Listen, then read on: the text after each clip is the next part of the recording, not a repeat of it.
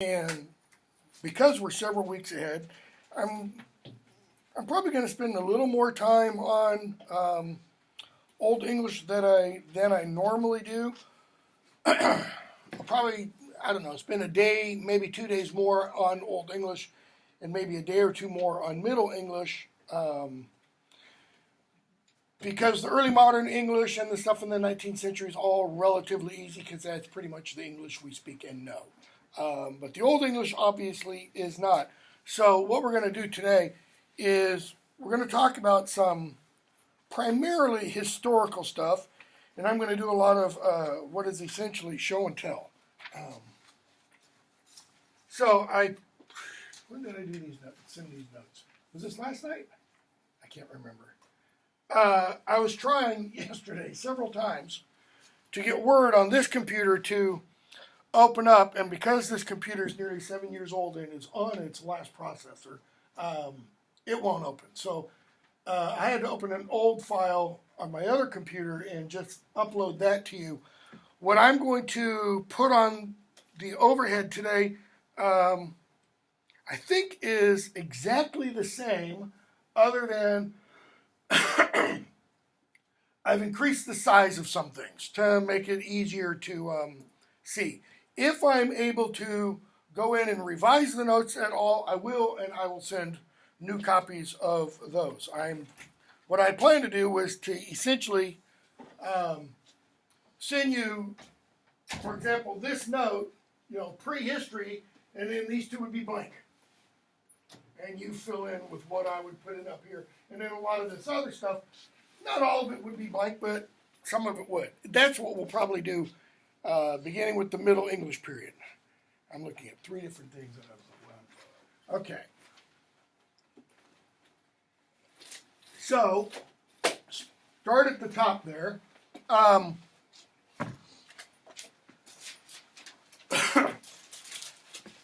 Probably, depending upon your, what do I want to put it? How do I want to put it?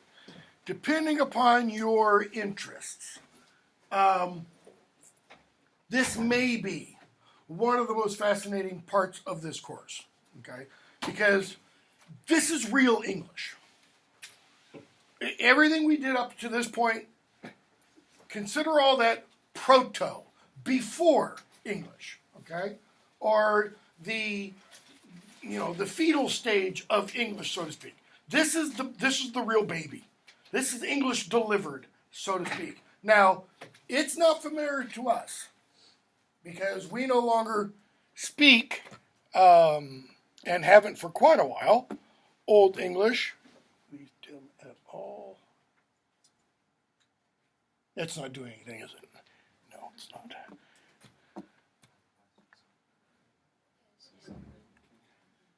It's either 100% or 25%. It doesn't do anything else.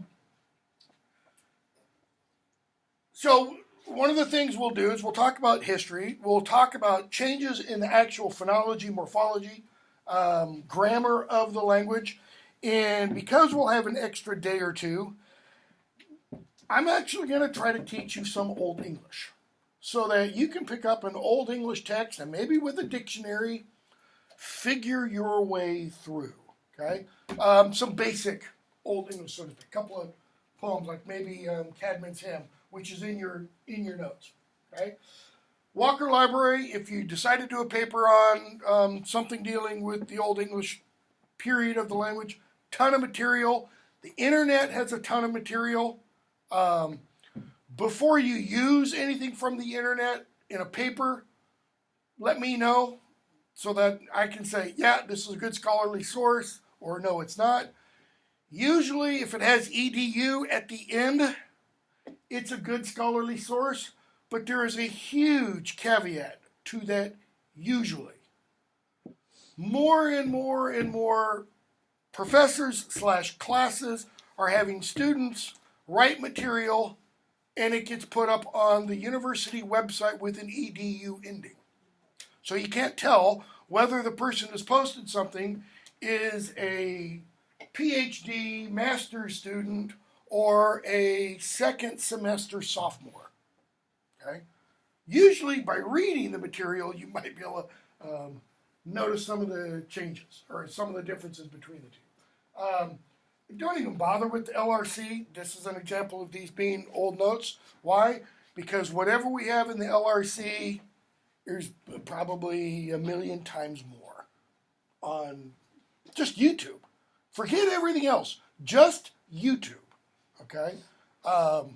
There's some really, really great things on YouTube in terms of pronunciation, reading Old English materials. There's one guy, Mike Trout, at Wheaton in Massachusetts. I think it's Wheaton in Massachusetts, who has a page, I think it's called Old English Aloud, where he's pretty much read every poem in Old English and has it on the internet. Okay?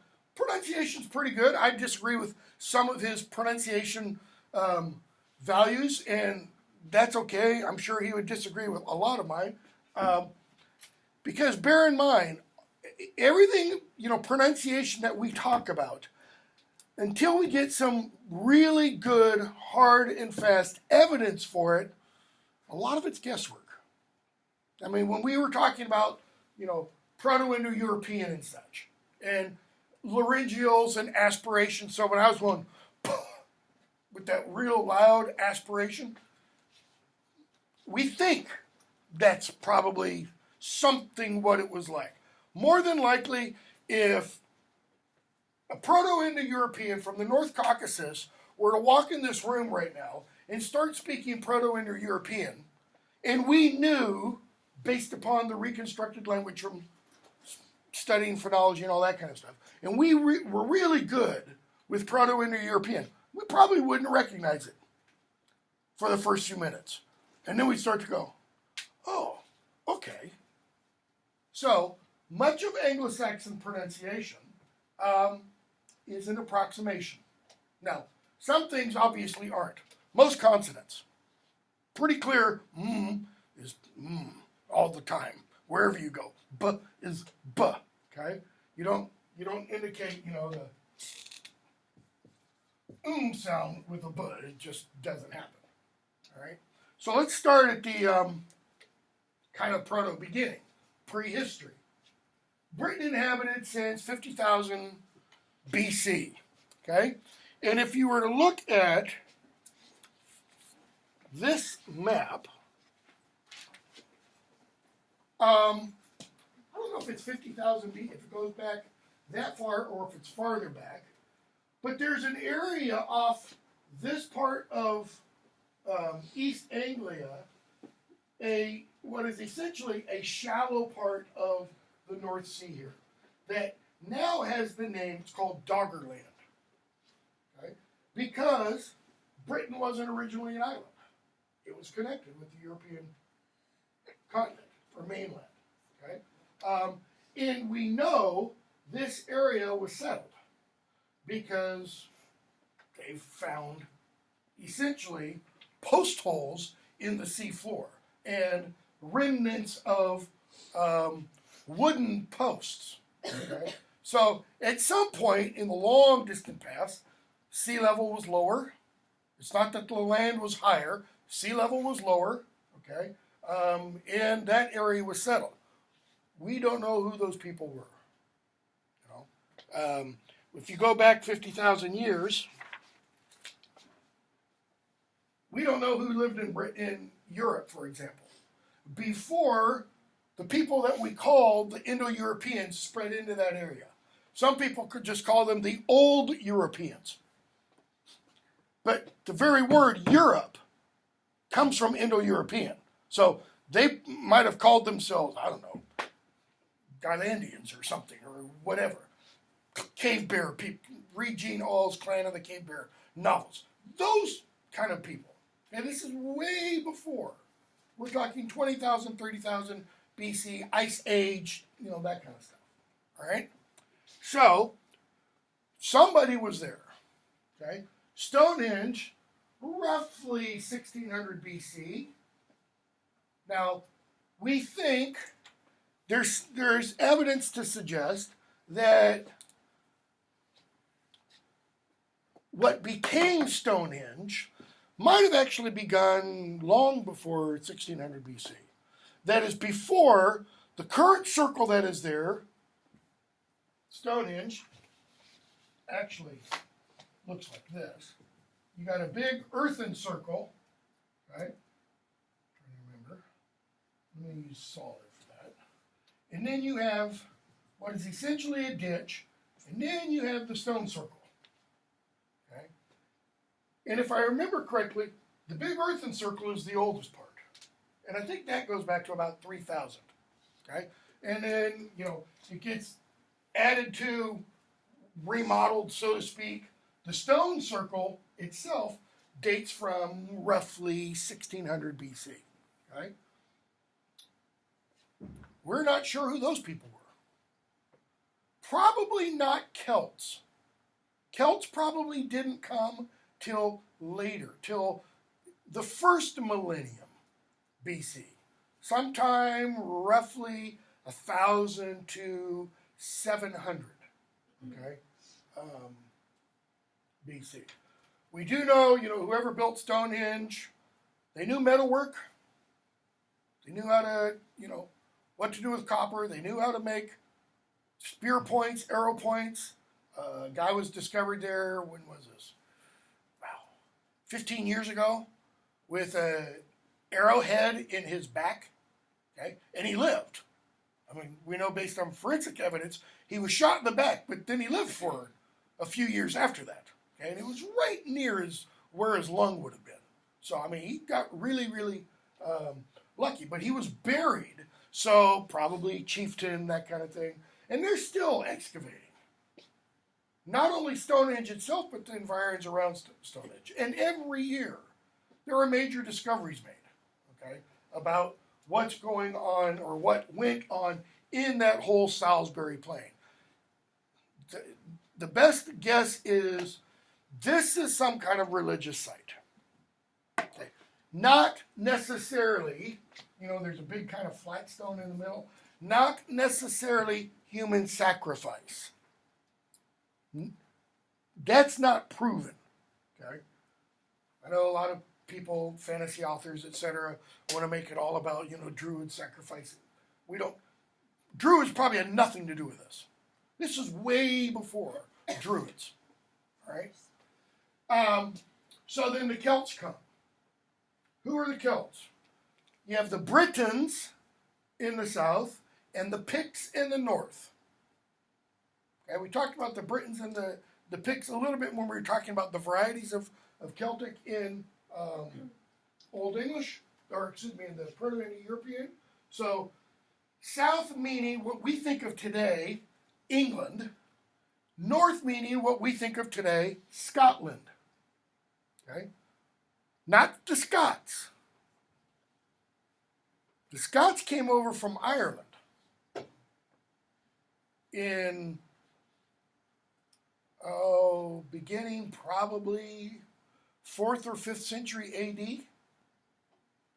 Okay? So the Picts were the ones originally in the north. And if we have time, if I remember to, I don't know if any of the books I brought in have any Pictish writing. Picts left behind a bunch of stuff that has writing. It's called the Ogham script, okay? Which is made with lines. You draw a line, and then you have lines like that, and sometimes they go across, and sometimes like that. Took a while to figure it out, but we have a pretty good idea.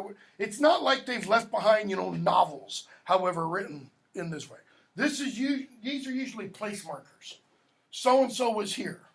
Same kind of thing every soldier does. When a soldier gets deployed somewhere, what does that soldier do?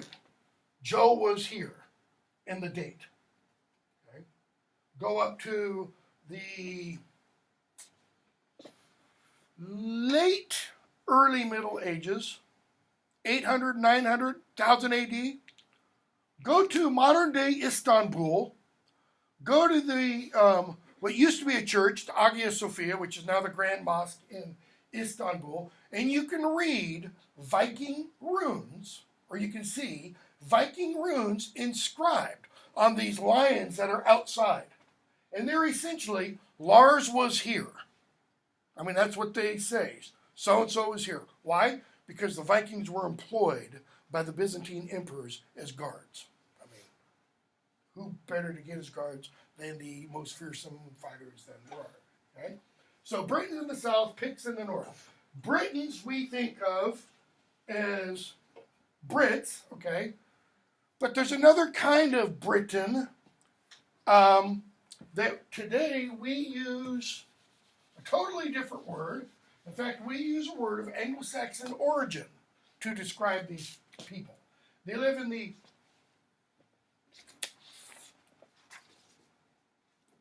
in this part of what is modern day Britain. This area right here. What is that? Wales. Wales comes from the Old English Wallace. It means exile, foreigner, the Welsh. Okay? Notice, it's an Anglo-Saxon term. Right? So what did the original, quote-unquote, Welsh call themselves? Because you don't call yourself foreigner when you're in your own land. You don't call yourself exile. Cymry, I probably have this wrong because I always mix this up. In Cymru. Cymry, the people who live in Cymru, the land. Okay? Go to Wales today and almost, or take that back, not almost, every road sign is dual language. It's English and Welsh. Okay, wrong slide. Go back to here. So you have the Celts. They're essentially not ruling under a single king or anything. You got a bunch of little kind of petty chieftains. Okay? And then the Romans come. Caesar invades in 55 BC. Julius Caesar invades in 55 BC. And notice, about 100 years later, not quite, Claudius annexes Britain, Briton, in 43 AD. Now, why? Look at, I don't have a map of the whole world. This will work more or less. If you look at this map, where's Rome? Where would be Rome? Okay, so London's about here. Paris is over here. Rome's like way down here. Why? Why go from way down here to all the way up here? Well, what's so special about annexing it? Is it like Sir Edmund Hillary and Everest? Yeah, because it's there. And in a sense, that might be true. I mean, the Romans had egos, or the Roman emperors had egos. They wanted to conquer the known world. Why? A guy who, lived a little bit before them, Alexander the Great. What did he do? He conquered the known world. Alexander didn't conquer this direction. He conquered this direction. He went all the way over into India. Okay? So why come up here? Well, Rome has already, from way down there, spread up to this area in Germany. That's the Rhine. Okay? They were stopped up here by the Germanic barbarians, by the Germanic warriors. They conquered, go across the Mediterranean, North Africa, okay? All the Middle East, essentially. So what's in Britain? Two things. Naval strategy, no. 10, an English oak. English oak was especially good for building galleys, ships of war. Really hard, big trees, okay? Hard to sink them, but 10. There are a lot of tin mines. Right? So Caesar comes in. Get rid of that. Caesar comes in and invades. Now, go back to the Celtic for just a moment. What language is spoken, or language is? Celtic. Okay? Not a trick question, sorry, didn't. Celtic. Caesar comes in. Does Caesar speak Celtic? No. What does he speak? Latin. He speaks Latin. He speaks classical Latin. Okay? And he's fairly well educated. He writes about his exploits. When he's fighting, put the map back up here, you got Britain over here, Gaul over here. He writes about his Gallic wars, about his wars against the Gauls and such. It's pretty much standard reading if you take, beginning Latin. Why? It's pretty simple. It's not Ciceronian Latin. It's not convoluted and ornate and such. Okay? So, along with the Roman legions, we have Latin introduced to the Celtic-speaking peoples of Britain. Okay? And we're going to have somewhere on these notes, I think. It's way towards the back. Yeah.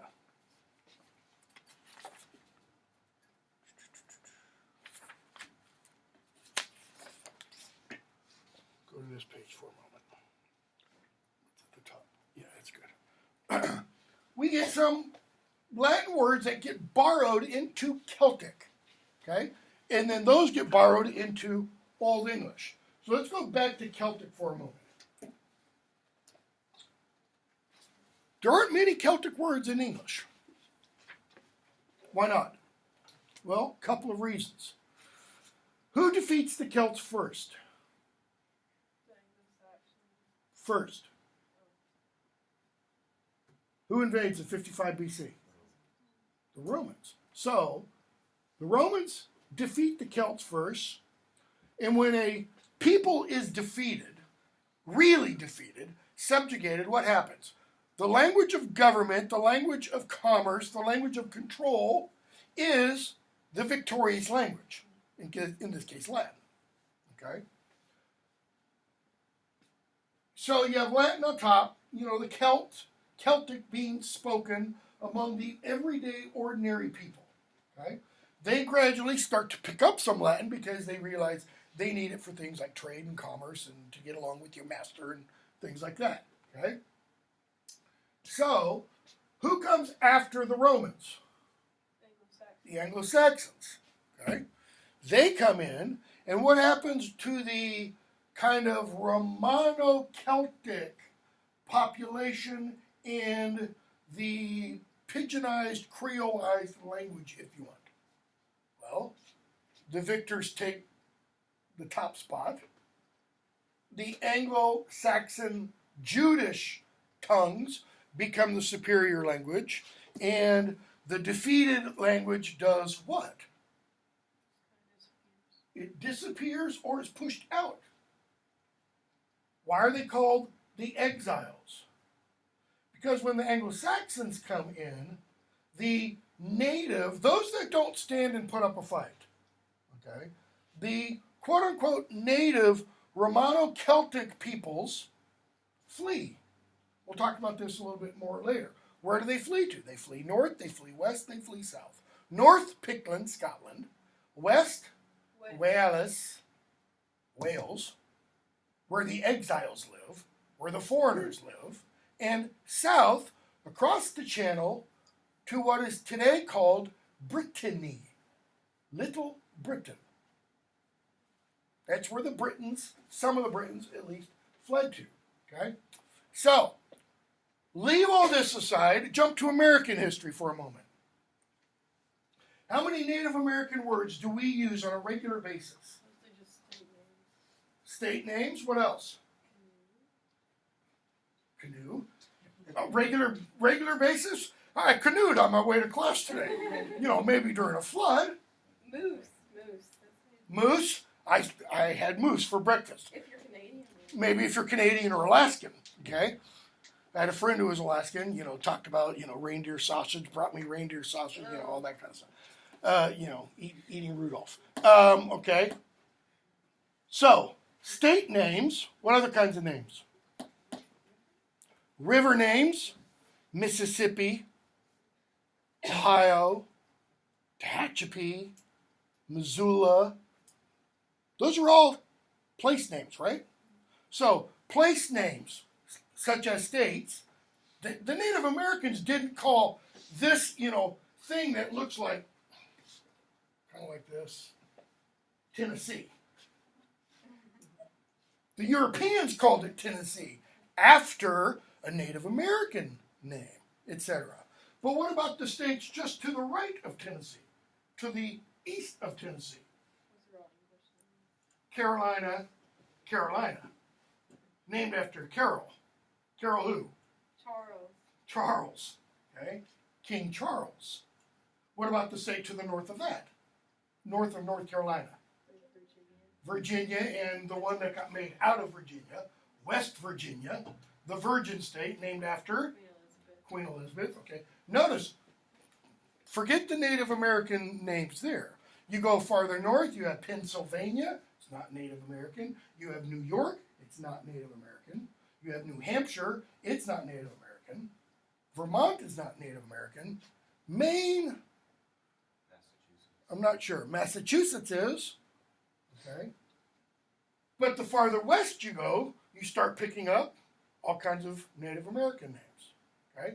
But what about everyday, ordinary Native American words?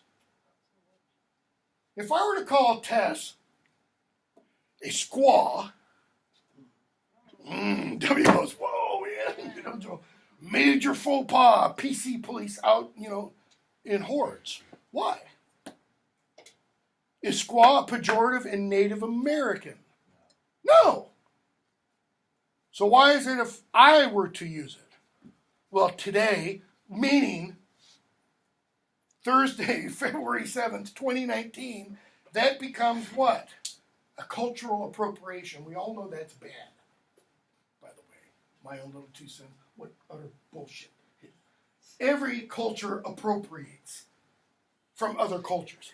Every culture. I don't care what that culture is. Why? You find a lack in your whatever, and what do? You want to fill the hole. There's a better word for it. Take that word. They make better clothes. Take their clothes. Not take them from them, but, okay.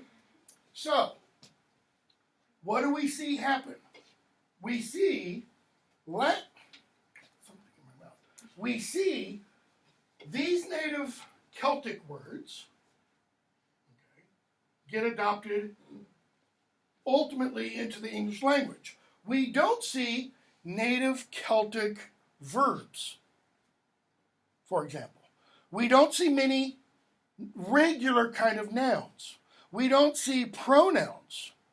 We don't see adjectives, unless you turn crag into craggy, like a craggy face, a face, full of wrinkles and such. So there's only about 20 Celtic words that survive in the English language today. Crag, cross, coombe. Where do we see that in Tennessee? Drive up to Nashville and you go across the Cumberland River, Daniel Boone came through the Cumberland Gap, etc. You have the Cumberland Plateau, etc. Okay? Place names, Avon, yeah, I know, it's now an item, makeup and all that kind of stuff. Cumberland, Esk, and its parallel Usk, London, Severn, Thames, okay? Those are place names. Those primarily survive, not entirely, but primarily survive, in the area of England, if you look at England again, from the southeast to the northwest. So draw a line across the middle there. So I'm going to get these notes all out of order. So take this map and go from about right there where it says Thames R, where the R for the rivers, maybe about right there. And draw a line up through about like that. And everything in this area is where most of those words come from. Okay? Because the place names from that other area are going to get influenced by Viking or Old Norse quite a bit. Okay? So, back to here for a moment. So, Latin words come in 3 phases into English. We're skipping this because we're not talking about Latin in English now. We're talking about Latin via Celtic. Okay? For example, Latin castra, which means camp. Okay? What does camp mean? It's battlefield. MTSU has of about 660, 700 acres. A campus. It's a battlefield. What is it a battlefield of? Keep going. Louder. Survival. Survival. It's a Darwinian battlefield, you know. Survival of the fittest. Only the fit and the few will survive. Ideas. It's a battlefield of ideas. Not literally. That is the person who first came up with, I'm going to name my college a campus. They weren't thinking we're going to have a down and out, dirty fight to the death of ideas. Okay? But that's its ultimate meaning. From Latin castra, you get Celtic chester.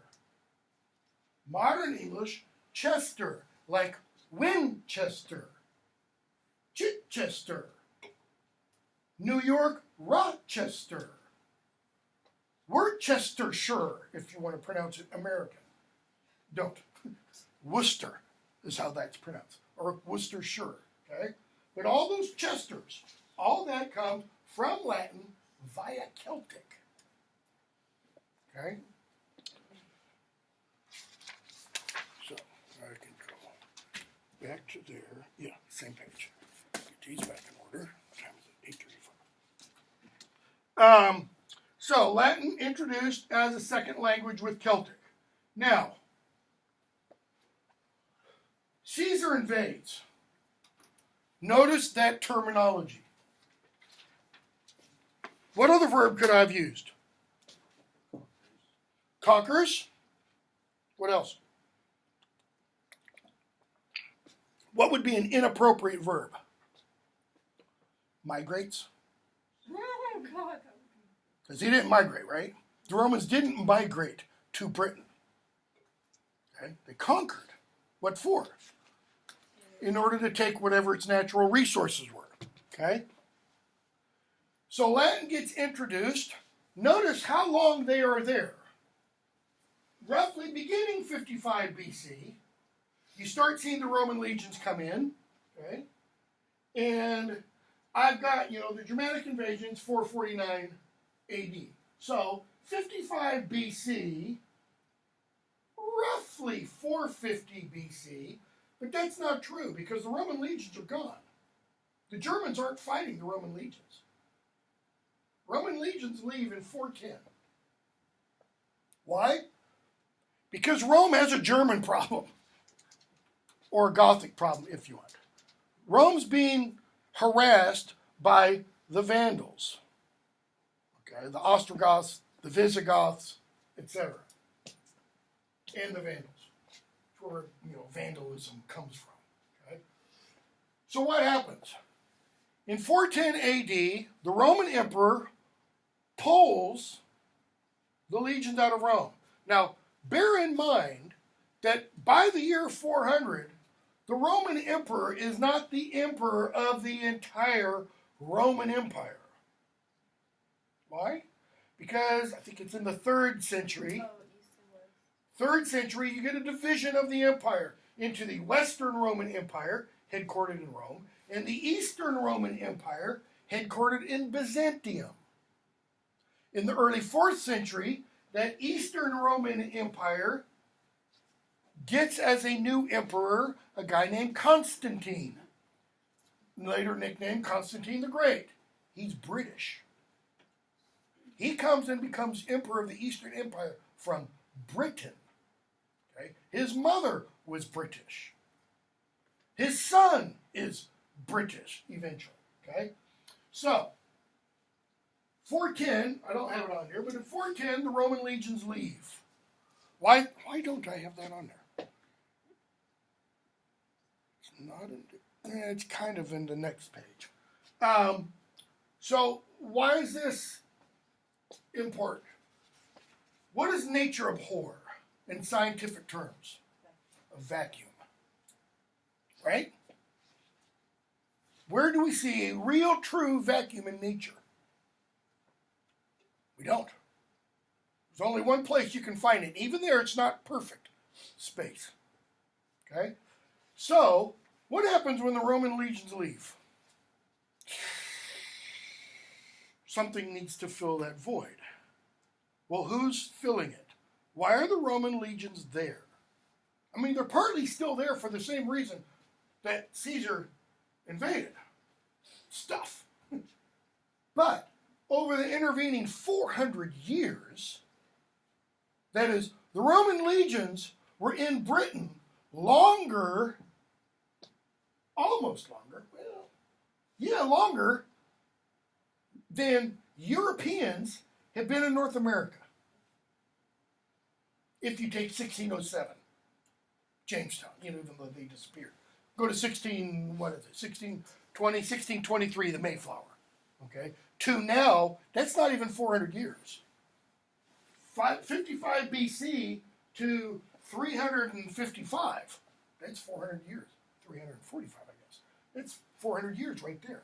So, what's happening while the Roman legions are stationed? Setting up shop. Setting up shop.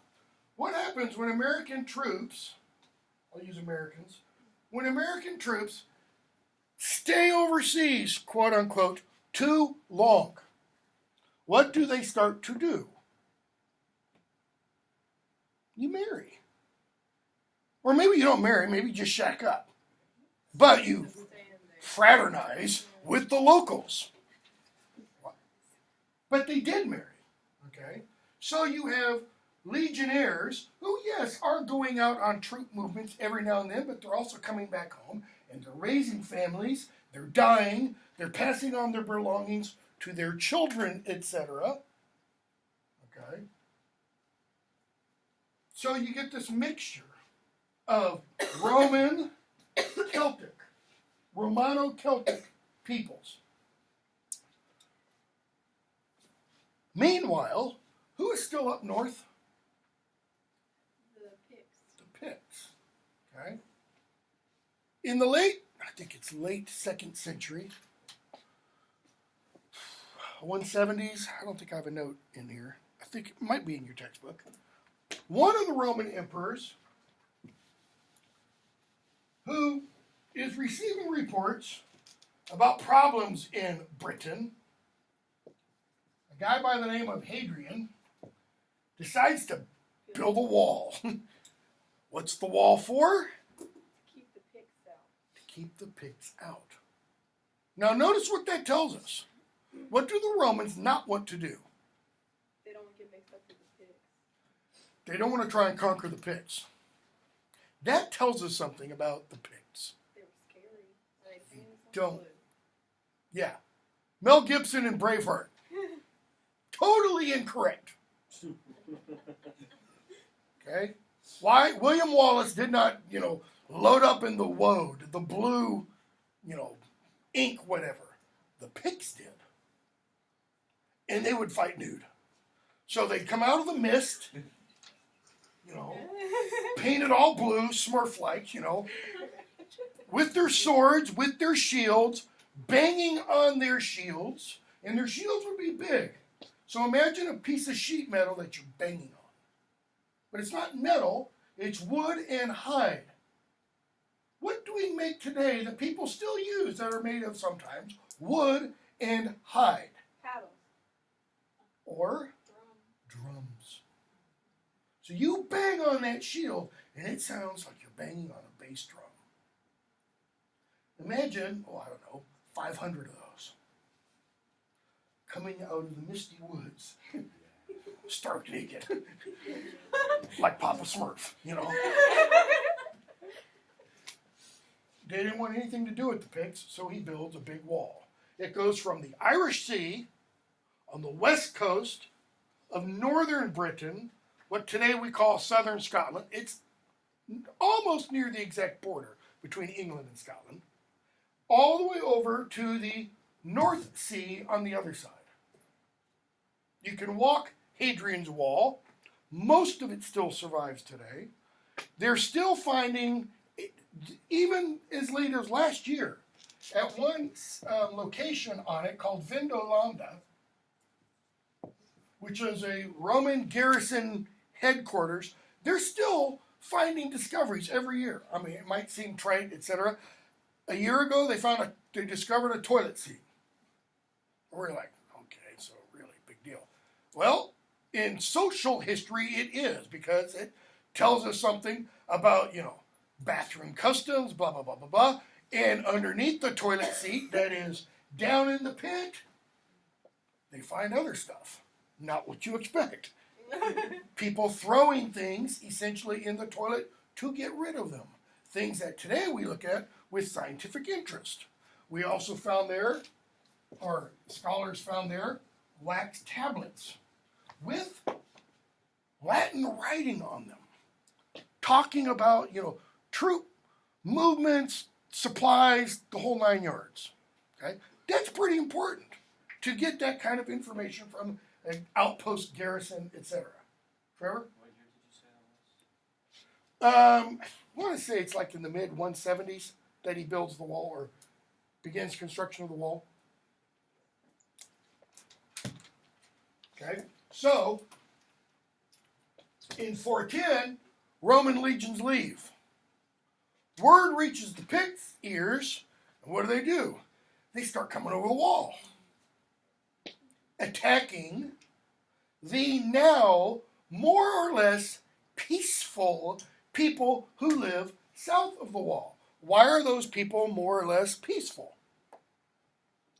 Tolkien gives us a great description of this kind of mindset in The Lord of the Rings, in the chapter The Council of Elrond, where Aragorn talks about being one of the riders of the North, protecting people and keeping from them knowledge of things, he says, that would freeze their blood within a day's march away. Okay?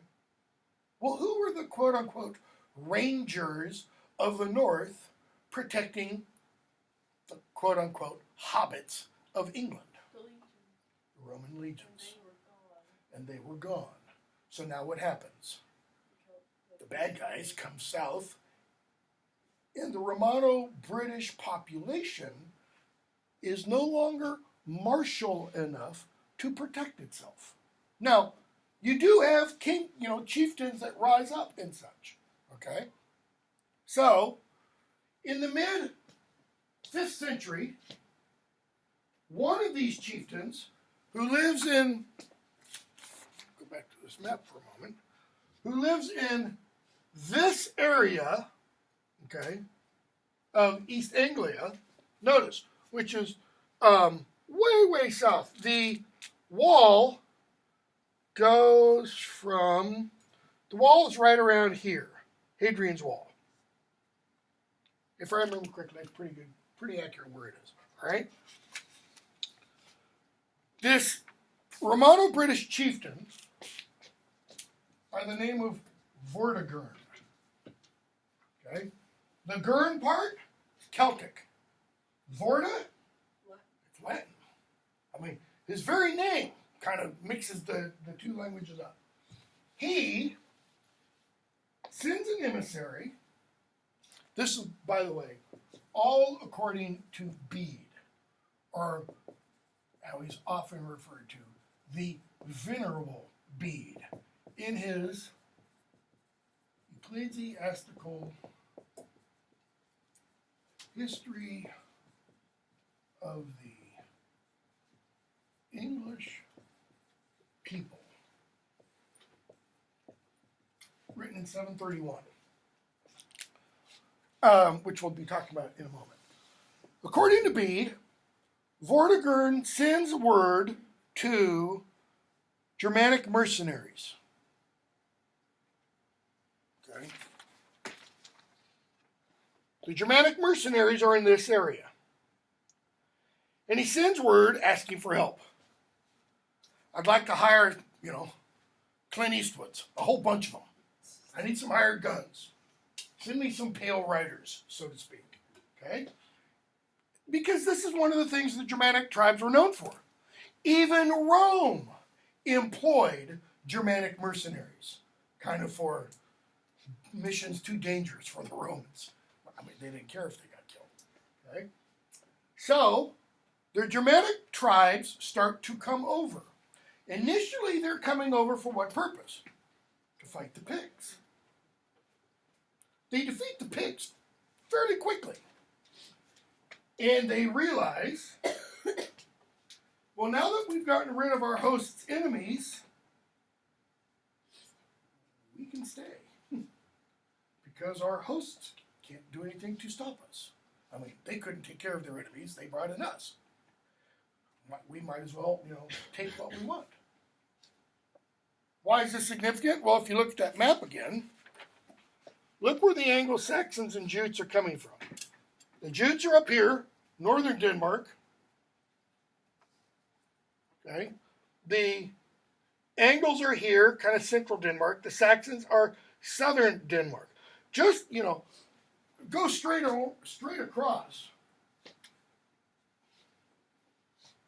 They're quite a bit farther north. Which means what? Weather-wise. Okay? Harsher weather, harsher growing conditions, shorter growing conditions than here. This is cushy area compared to this. Okay? So, they start to defeat the Romano-Celtic peoples, and initially, at least, they stay over for like winter and then they go back home, but they gradually stay put. Now, when they come over, I keep moving this map and I shouldn't. When they come over, they don't just do this, Jutes. Like there's a map, a line here goes, and it comes straight here. Angles, and they come straight here to the Angles. Saxons, and they come down here, just right here. What they do is this. We think they hopscotch across these islands and then come over.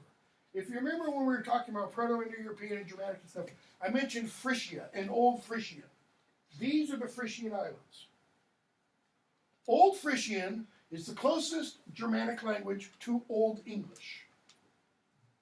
Almost mutually intelligible, except for Old Norse. And Old Norse is going to come in from up here, and the only reason it's closer is because by the time Old Norse comes in, it and English have gotten closer together. Okay, this is early Old English is closer to Old Frisian. Okay, let's see. So, Germanic invasions. North Germanic origins of the Anglo-Saxon Jutes. That was the map we just showed. Tacitus' comments in Germania. What comments by Tacitus? Tacitus was a Roman writer, and right around 100 AD, I don't think I've got it in my notes, it's somewhere between 90 and 110, I believe. He writes his book called Germania. Okay? Why? Well, there's a couple of purposes. One, it's kind of as a satire for Rome, or a satire of Rome. That is, he's not writing it satirically. He's not satirizing the German people. He's describing the German people, most scholars think, fairly accurately. There might be some things that he maybe exaggerates a little bit. Okay? But why is this important? Well, if you know anything about Rome, late 1st century, what kind of describes it? For example, Nero, Oh, decay. decay, decadence, etc. I mean, that's when you have the vomitoriums literally come about. So you go, you have a great party, then you go to the vomitorium and make yourself throw up and go eat some more. Okay? I mean, so he goes off to the land of the Germans and he observes the German people. And he describes their behavior, and part of that is to show, look at the barbarians and look at us. Who's really barbaric? Okay? Look how far we've fallen. So what does he say about the Germanic peoples? Well, he talks about their clothing, how they appear, what they look like. Dolph Lundgren's, tall, blonde hair, blue-eyed, Nordic kind of gods, Chris Hemsworth, I guess, might be a better, more modern example than Dolph Lundgren. What else? He describes some of their social customs. He talks about their feasting customs. He talks about what happens sometimes at their feasting customs. You get a bunch of warriors together in a hall, they start drinking a bunch of beer. What's going to happen? Mine's bigger than yours. Oh, yeah? And they start whipping out swords and daggers, and they get into fights, and they kill each other. Okay? He describes that. Why is that important? Because later on in the Beowulf poem, Beowulf is going to say, I never drunkenly slew my hearth companions. Or, drunken, I never slew my hearth companions. Or, depending on how you interpret it, translate it, I never slew my drunken hearth companions. All three of those are important. Why? Grendel only comes at night when the Danes are drop dead drunk. Okay? And we're going to talk about some other people. Take the Beowulf stuff. Other people who are drunk and such. Okay? So he talks about that. What else? He talks about their martial or heroic values. He describes seeing battles. What's he say? Well, there's one instance where he talks about, these Germanic warriors, they go off to fight an enemy, and their women, their wives, daughters, mothers, sisters, aunts, etc., they go to the battle too. They don't go in the battle. They stand away, like on a hilltop. And just before the men ride into battle, the women rip off their clothes. And they say, this is what you're fighting for, boys. Don't let them win. Notice what's really being said. You lose, what happens to us? We become slaves. Same idea is implied at the end of Beowulf. Is going to happen to the Geatish women when Beowulf dies. Okay? The Geats will be destroyed, and those women are going, shoot, we are so screwed. Metaphorically and probably literally in a few days, So they go off on a march, etc. Sorry, it's there. Okay? So why does he emphasize that? Because he's saying, back at Rome, you guys don't know what to fight for. You don't know what's really important. He's not talking, forget the crude, I won't use that term. He's not talking just sex. He's talking familial relationships, family. You protect your family. That's what the Germans do. Okay? So, that's pretty important. That gives us an idea about the Germanic values or customs, if you want. We could go back and we could call it family values, if you want. Okay? Tacitus is using this, talking about the Germanic peoples. Okay? So, let's jump up a little bit forward. And again, all this comes from Bede, except for Tacitus. Bede doesn't talk about Tacitus. I threw Tacitus kind of in there. Okay? But Bede does talk a little bit about Gildas. And we have comments from Gildas. Who's Gildas? A Welsh monk. Okay? Writing around 545. And he tells us about the defeat of the Saxons at Mons Badonicus.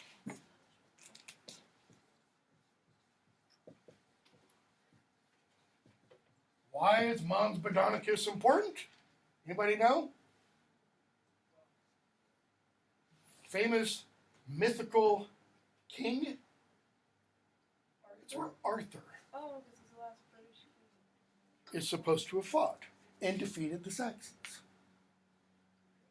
Gildas doesn't mention Arthur. He does mention I think it's in Gildas, that Ambrosius Aurelianus, pretty sure is the name, is mentioned. He's called the Dux Bellorum, the leader in war. Okay? But he doesn't mention Arthur. He doesn't mention Excalibur. He doesn't mention Merlin. None of that kind of stuff. All right? But, again, he does mention the defeat of the Saxons by... So the Saxons are the Germanic people. So who are they defeated by? The Romano-Celtic warriors that are still around, as witnessed by this guy's name. I mean, this is Latin. Okay. Then Bede arrived, let's say, on the scene. Bede is extremely important. Bede is really, he's often been called the first modern historian. Define modern. 731. So how is he a modern historian? If you go back and read ancient Greek, and you read Herodotus and read Thucydides, and those guys, they're historians, but they're all writing their histories from whose perspective? Theirs. The winning sides, so to speak. Okay? Bede, according to some at least, attempts to take a more impartial view.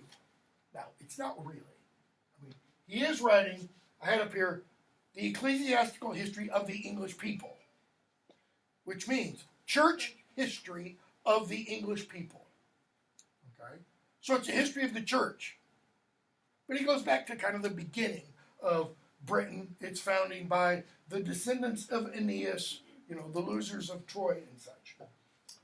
So, Bede writes that history, and he's the one who gives us the information about the invasions of the Angles, the Saxons, and the Jutes. He's the one who tells us in this year they began coming at the request of Vortigern, blah, blah, blah, blah, blah.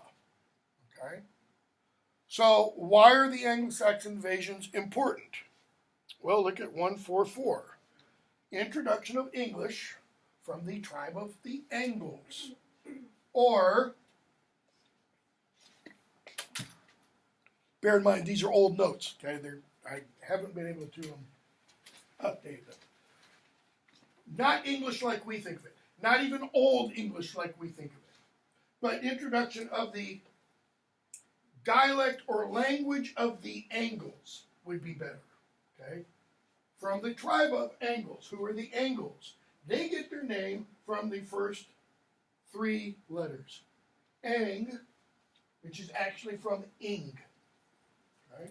Worshippers of Ing. Read Beowulf, and you see part of that name in part of Beowulf. ENGL. Okay? Who is going to be the son-in-law of Hrothgar, etc. So what happens when the Anglo-Saxons and the Jutes come in? We talked about this. The Celts flee west into Wales, north into the Scottish Highlands, and south across the Channel into Brittany. So, look at this map real briefly. I don't remember where I got this map. So you see the movement. You have the Angles all the way from up here to about the Thames. Okay. And then kind of up the Thames this way to, I think that's the Severn. Okay. So this whole area, Angles, this place today is still called what? East Anglia. It still is called that. They don't call this Middle Anglia anymore, and this isn't North Anglia or anything like that. Okay? So this is the area that the Angles settled. The Jutes primarily, I really wish I remember where I got this map from, because the map's not quite accurate. The Jutes is really only this area, modern day Kent. Kent as in Canterbury, that's Judish. Comes from the Jutish, not Jewish, Jutish language. And then the Saxons all settled down here, primarily. Okay? How do we know? Well, this is the area that was called Wessex. And then you had Sussex, South Saxons. The area just around London and slightly to the east, Essex, East Saxons. Okay? Again, Bede tells us the locations of where all these folks settle. What time is it? 9:03. How far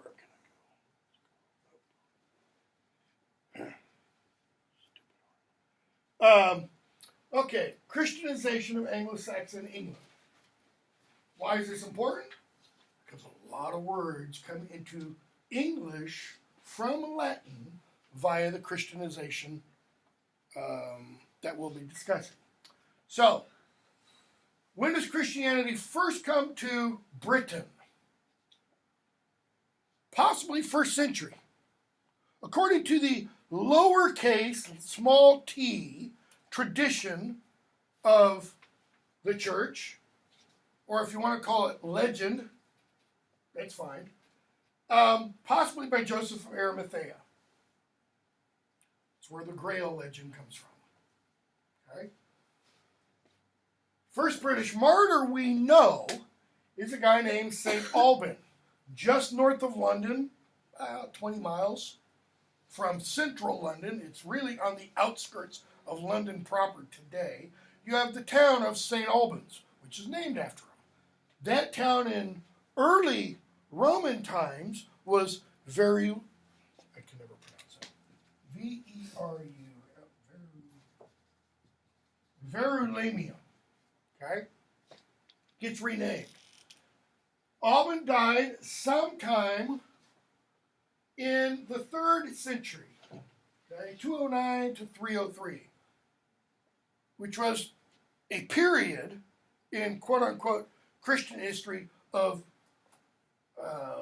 rabid persecution, all right, all over, east, west, the whole 9 yards, okay? Alban was a deacon in the church. That tells us 2 things. There had to be a priest, because you can't have a deacon if you don't have a priest, and there was more than likely a bishop, because you can't have a priest and deacon unless you have a bishop to make those individuals priests and deacons. Now, possibility is could have been made a deacon in Gaul, because Gaul was Christian by this time, etc. Anyways, he probably is martyred around 250. Right? We know Christianity is, how do I put it, fairly widespread in Britain by this time. There are churches that date from the early 4th century, early 300s, in Wales and in parts of southern, today what we call England. And I'll put up, maybe in a moment, go to the British Museum and go to the Roman Britain rooms and look at the mosaics, because they've got a ton of mosaics that are all Christian iconography that are from 200 on, and clearly Christian iconography. Okay, why is this so important? This is not quote unquote Roman Christianity. It's not quote unquote Catholic, capital C, Christianity. It's small c. It's the Christianity that, it spread across the empire, so to speak. So, you have Christianity in Ireland by the mid-4th century, 300s, Scotland by the late 5th century, late 400s, with St. Columba proselytizing in the 6th century. Thus, Christianity firmly established, blah, blah, blah. So, according to Bede, beginning around 597, Gregory I sends Augustine, later St. Augustine of Canterbury, not the Augustine who wrote City of God and the Confessions and such, sends Augustine as a missionary in around 597. So why is he sending a missionary when Christianity has already been established for several hundred years? But it's not the right kind of Christianity. Okay, possibly it's not my stamp. It doesn't have my stamp of approval. But that's not really it. What happened between, let's say, the 3rd century, 200, let's just go real early, 200 and 597? Germanic invasions. And what did the Germanic tribes do? Pagan. Let's say pagan. They brought their pagan beliefs. We don't really know what those beliefs are. Norse mythology as we know it, and what we know of it, survives from the earliest. That is, our earliest attestations of Norse mythology are about 900 AD. With the exception, possibly, big, huge possibly, of Beowulf. Because Beowulf does refer to a couple of things that have parallels in Norse or Viking mythology. But Beowulf doesn't refer to any pagan or Norse gods. The poem doesn't. Okay? So, you have the Germanic tribes come in. And what do they do to the native, quote-unquote, Christian, where there are those Romano-Celtic people? They either slaughter them or push them out, later possibly intermarrying. But, from what we know of the Germanic peoples, they don't take kindly to this other religion, at least during this period, during the period of the conquest of England. So it's thought that a lot of the Christian churches, Christians themselves, were destroyed. So, as a result of Anglo-Saxon invasions, Britain becomes largely pagan, or paganized, if you want. Okay? So, why does Gregory decide to send Augustine? Is he just sitting down there in the Vatican going, you know, it's a damn shame what's happened to those people up there in Britain. I think I need to send Jesus to them. How does he even know?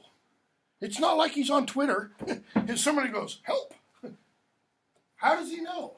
Well, according to the story that is given, the anecdotal story, Gregory one day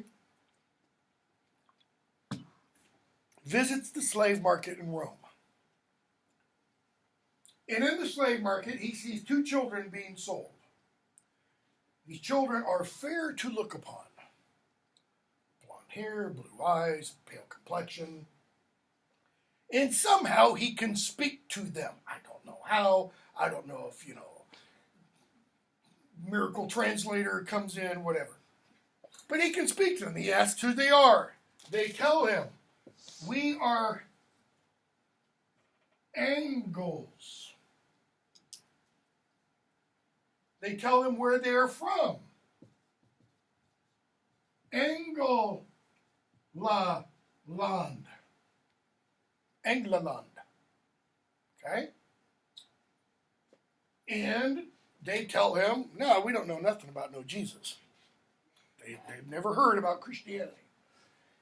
And through the conversation, Gregory says, no, you're not Angles. He makes a pun on their name. You are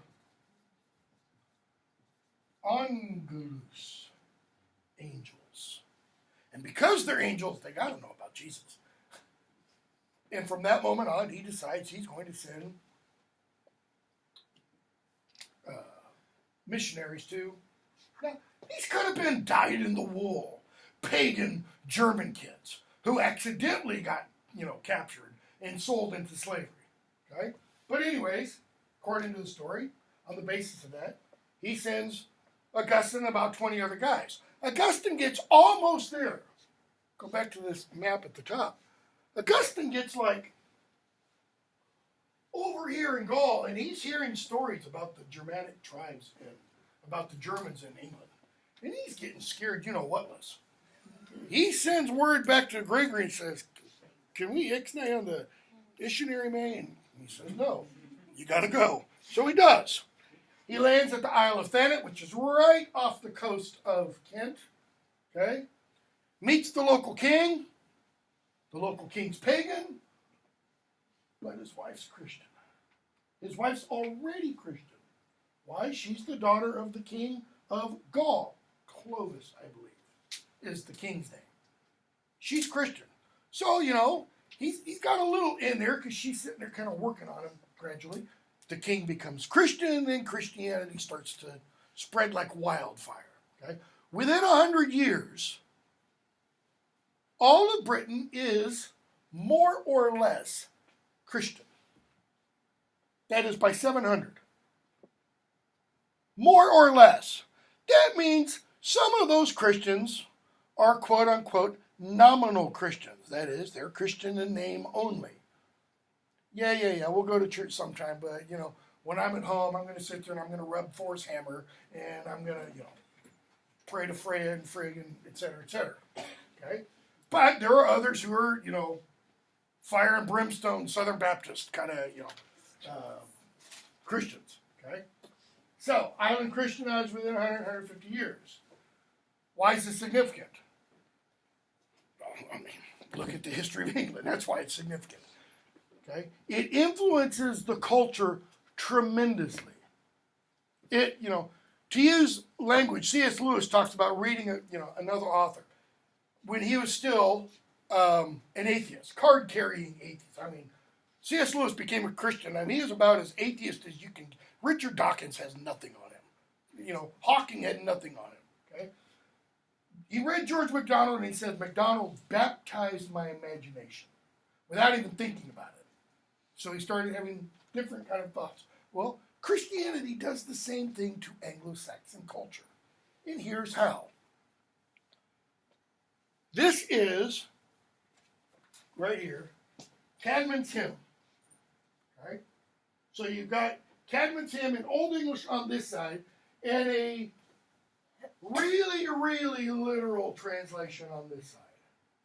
That is not a gussied up, more poetic translation, but try to keep it really, really literal.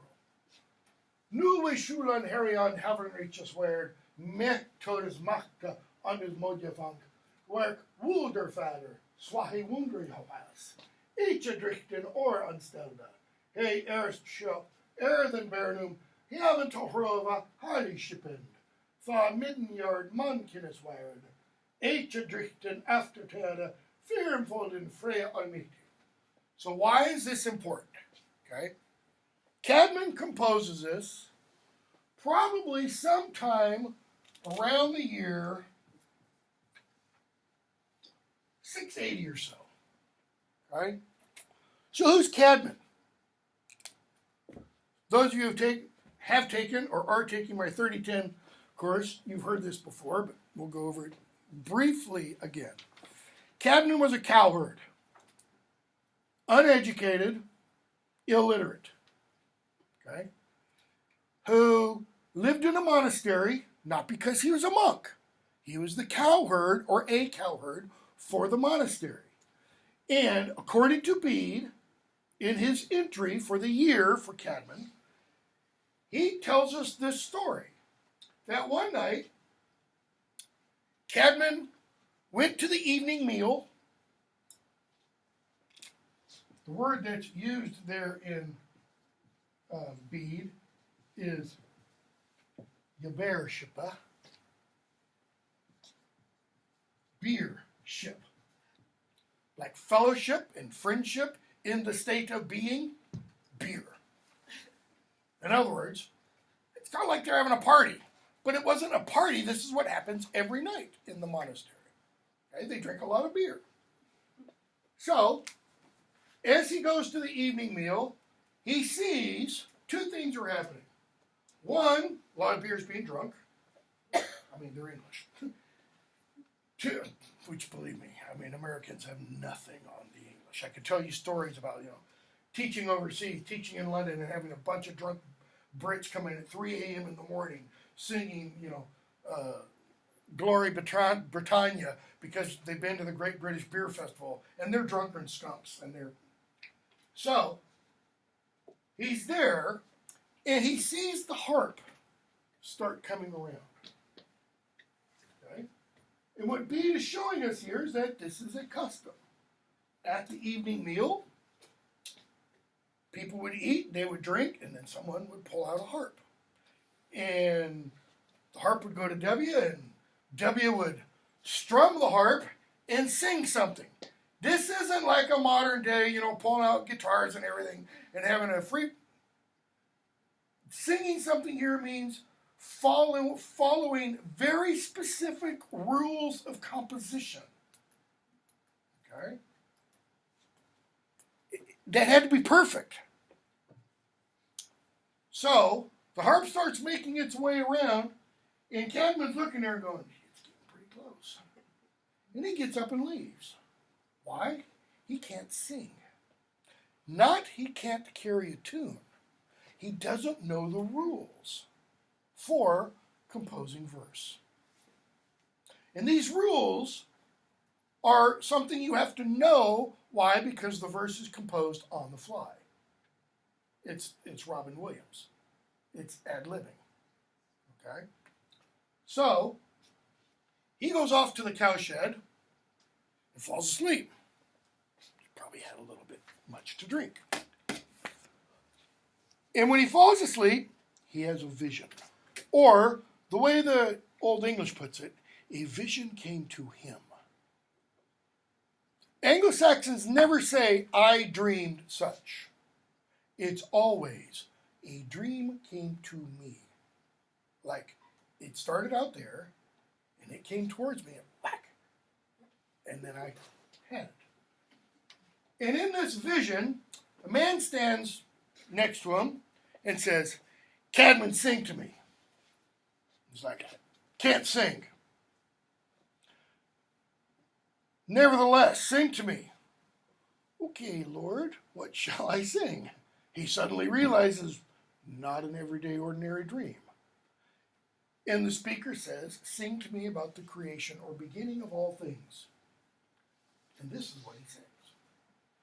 Now, in Bede points out, because Bede's writing in Latin, and when Bede writes in Latin, he writes Caedmon's hymn in Latin. And then he follows it and says, now this is the gist of what he sang, but it's not the original, because he didn't sing in Latin. And you can't really translate from one language to another and fully retain the original meaning. But, having said that, Bede's Latin gets retranslated back into Old English almost immediately upon its publication in 731. We have multiple copies of Caedmon's hymn from the early 7th century, early 700s. Right? This is what Caedmon sang. So why is this important? Well, first look at what it means. Most of the copies, by the way, don't have the way. We.